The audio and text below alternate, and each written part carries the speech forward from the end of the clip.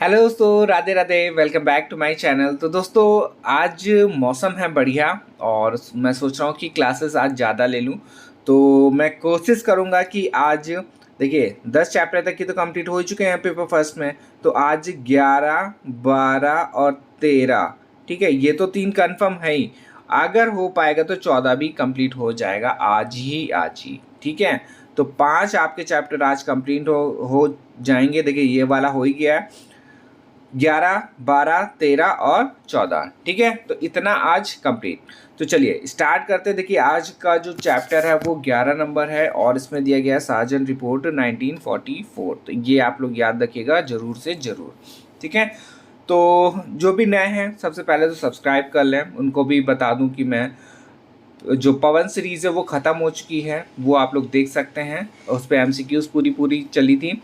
और जो gold series है, ये वाली जो अभी चल रही है एग्ज़ाम टाइम गोल्ड सीरीज़, इसमें आपको वन लाइनर या थ्योरी प्लस आपको एमसीक्यूज़ मिल जाएंगे, ठीक है। चलिए स्टार्ट करते हैं।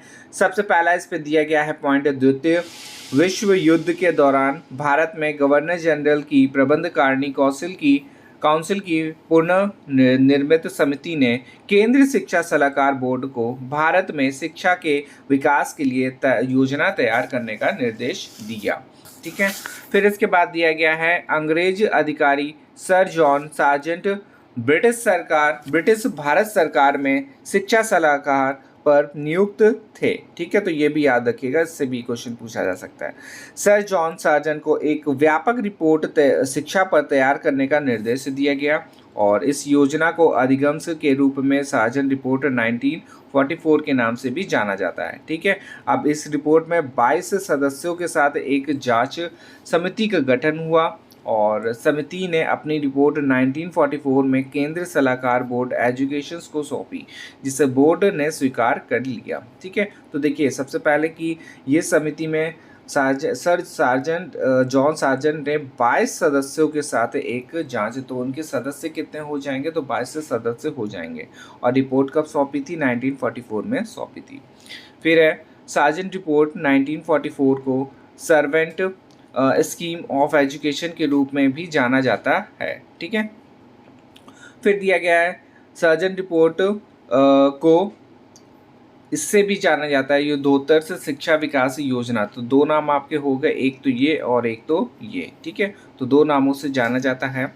और इस पे देखिए भाग कितने थे, जो इसकी रिपोर्ट थी तो उसमें 12 भागों में विभक्त की थी ये, ठीक है।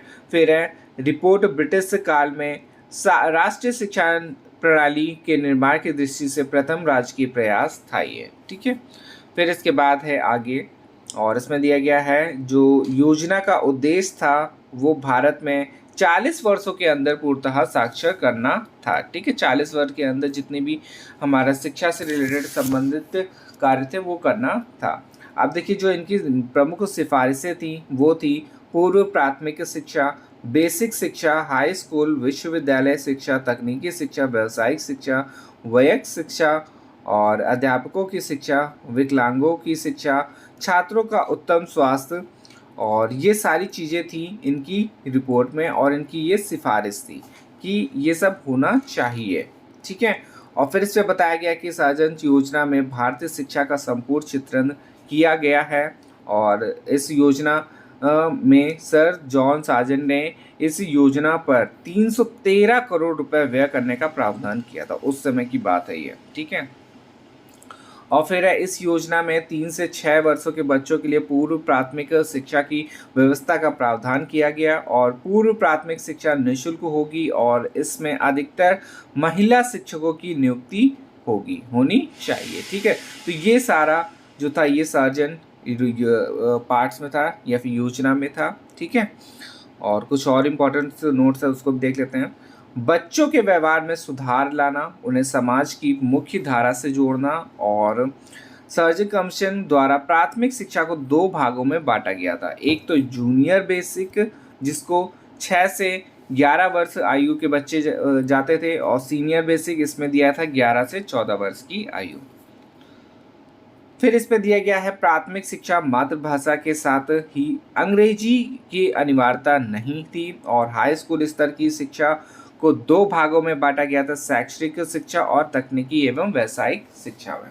ठीक है, तो ये हमारा देखिए कुछ नोट्स थे सार्जेंट रिपोर्ट के, और अब हम लोग स्टार्ट करेंगे इसका एमसीक्यूज क्वेश्चन। ठीक है, जो कि काफ़ी महत्वपूर्ण है।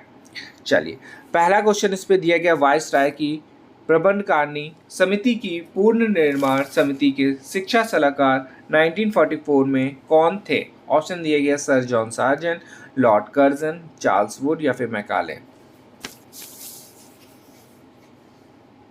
तो इसका आंसर हो जाए ए ऑप्शन। ठीक है, फिर दिया गया है, द्वितीय विश्व युद्ध के बाद भारत में शिक्षा का विकास पर एक स्मृति पत्र तैयार करने का आदेश किसे दिया गया? चार्ल्स वुड को, मैकाले को, सर जॉन सार्जेंट को या फिर लॉर्ड कर्जन को?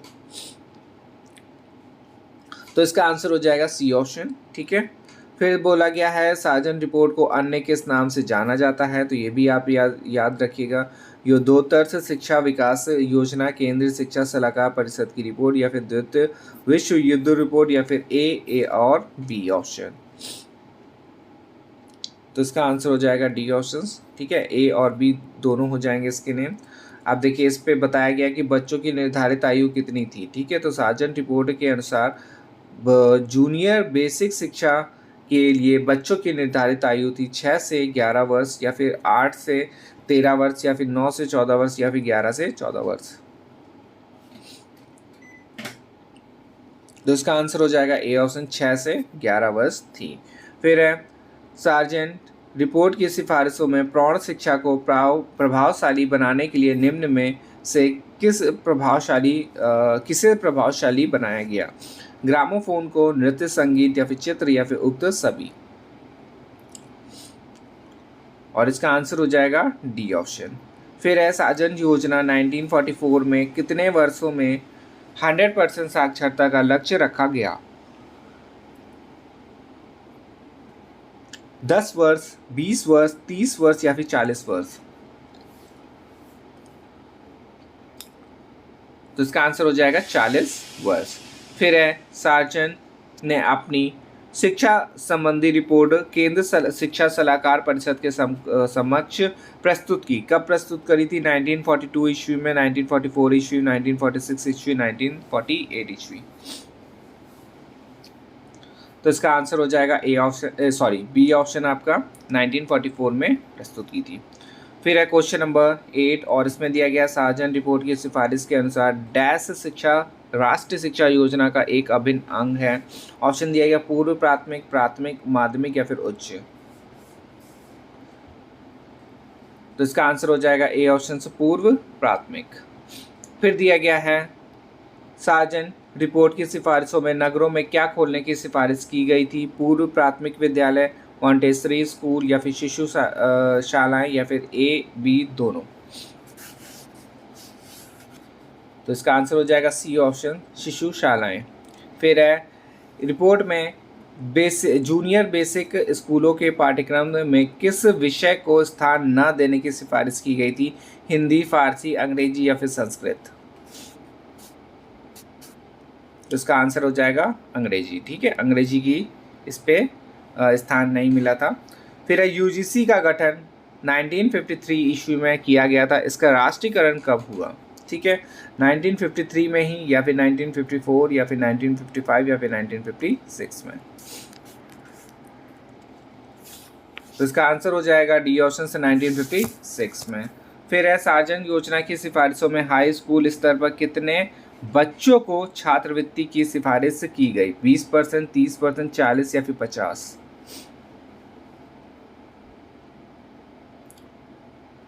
तो इसका आंसर हो जाएगा डी ऑप्शन, 50% की करी गई थी। फिर है क्वेश्चन पूर्व प्राथमिक शिक्षा से उच्च शिक्षा तक की सार्जेंट रिपोर्ट कितने भागों में विभाजित की गई थी? 6, 12, 18 या फिर 22? तो इसका आंसर हो जाएगा बी ऑप्शन, 12 भागों में विभाजित की गई थी। ठीक है, फिर क्वेश्चन दिया गया है सार्जेंट योजना को पूरा होने में कितना प्रस्तावित समय लगने का अनुमान था? ऑप्शन दिए गए 7 वर्ष, 14 वर्ष, 19 वर्ष या फिर 40 वर्ष? तो इसका आंसर हो जाएगा डी ऑप्शन 40 वर्ष। फिर है सार्जन रिपोर्ट के अनुसार हाई स्कूल तक बालक बालिकाओं की आयु होनी चाहिए 9 से 15 वर्ष, 10 से 16 वर्ष, या फिर 11 से 16 वर्ष, या फिर 12 से 17 वर्ष। तो इसका आंसर हो जाएगा आपका सी ऑप्शन 11 से 16 वर्ष होनी चाहिए। फिर दिया गया है आगे सार्जन रिपोर्ट के अनुसार से हाई स्कूल शिक्षा की प्राविधिक विषयों में कौन सा विषय सम्मिलित नहीं है। ऑप्शन दिया गया अर्थशास्त्र, शॉर्ट हैंड, टाइपिंग, या फिर कास्ट कला। तो इसका आंसर हो जाएगा ए ऑप्शन से अर्थशास्त्र। फिर है सार्जन रिपोर्ट के अनुसार से भारत के सभी विश्वविद्यालय में एक रूपता लाने के लिए किसका गठन किया गया। ऑप्शन है विश्वविद्यालय संघ का, विश्वविद्यालय आयोग का, या फिर विश्वविद्यालय अनुदान आयोग का, या फिर विश्वविद्यालय अनुशासन निगरानी परिषद का। तो इसका आंसर हो जाएगा हमारा सी ऑप्शन से विश्वविद्यालय अनुदान आयोग का। ठीक है, चलिए आगे देखते हैं। क्वेश्चन दिया गया है सार्जन रिपोर्ट में किस कक्षा को समाप्त करने की सिफारिश की गई। तो इसका आंसर हो जाएगा आपका ऑप्शन दिया गया intermediate, high school, senior basic शिक्षा और जूनियर बेसिक शिक्षा।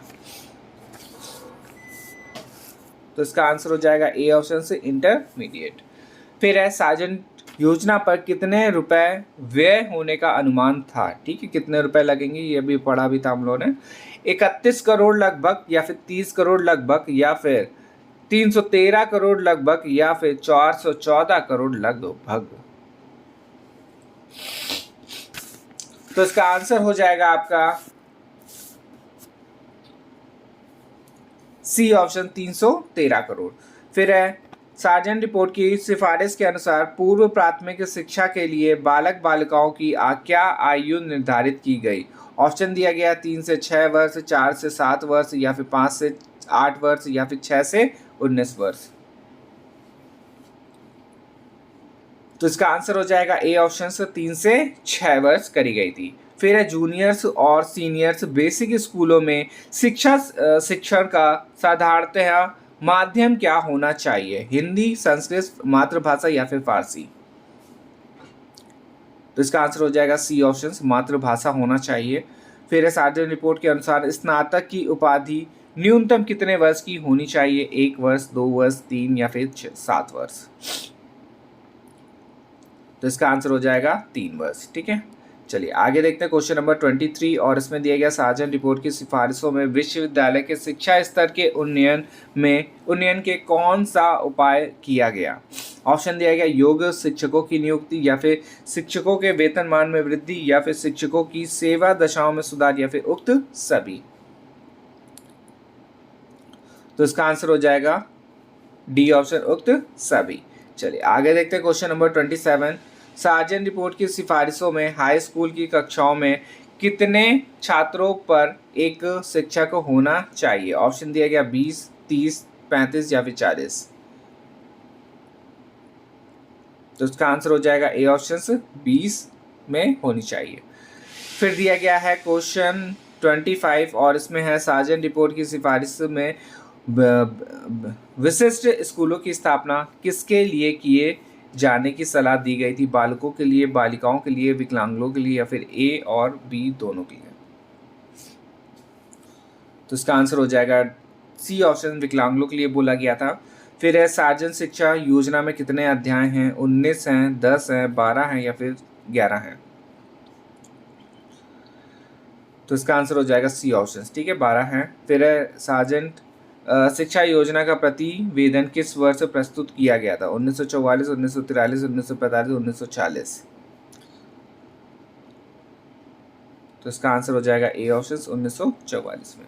ठीक है, तो ये हमारा आज अगर यूनिट देखेंगे तो यूनिट हमारी पेपर फर्स्ट की 3rd कंप्लीट हो गई है। ठीक है, और चैप्टर देखेंगे तो आपका 11 चैप्टर कंप्लीट हो चुका है। ठीक, तो आज के लिए हम लोग इतना ही रखेंगे, और फिर नेक्स्ट वीडियो में हम लोग चैप्टर नंबर 12 को भी देखेंगे, और काफ़ी इंपॉर्टेंट है वो वाला भी, और उससे भी क्वेश्चंस आने की पूरी संभावना है। ठीक है, अरे ये मान के चलिए कि आपका जितने भी चैप्टर हैं सबसे आपके क्वेश्चंस आएंगे, और सभी को आपको पढ़ना है, चाहे आप ऐसे ही देख लें, रफली देख लें, चाहे उसको डीपली पढ़ लें। ठीक है, क्वेश्चन सबसे आएंगे, ये कंफर्म है। ठीक, चलिए मिलते हैं नेक्स्ट वीडियो में, धन्यवाद।